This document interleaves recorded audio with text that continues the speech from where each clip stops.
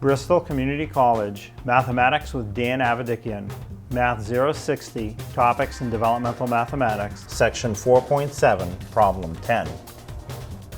This is Section 4.7, Problem 10.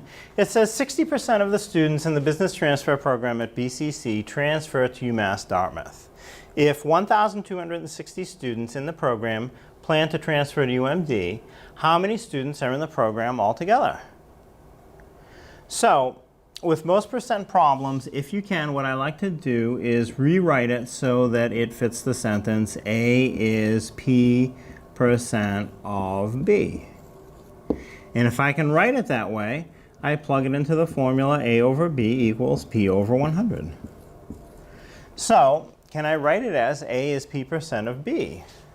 Well, the 1260 is a key number, and the 60% is a key number.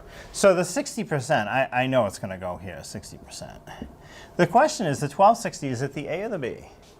Well, it does have to be the A. So you're saying 1,260 is 60% of the overall number. So if it was half, you figure somewhere in the neighborhood of 2,500 to make a quick estimate is the total program. 60% of them go to UMass because it's the closest school, and the others go to a variety of other schools. So the 1,260 is the A. B is the unknown, so it just stays as a variable.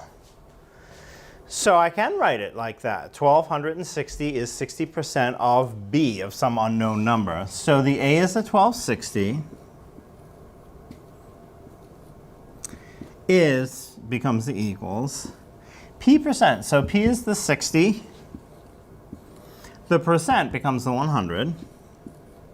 And under the 1,260, I have the B, which is unknown. So I just leave it as B. It's the variable, and that's what we'll solve for. You can reduce this a little bit. You can at least slice off a 0.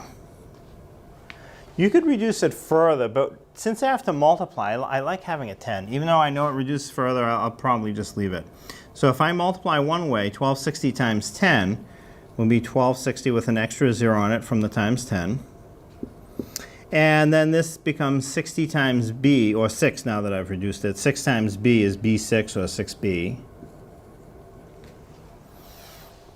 And it's not done yet because I want what B equals, not 6 times B equals, so I have to divide away the 6.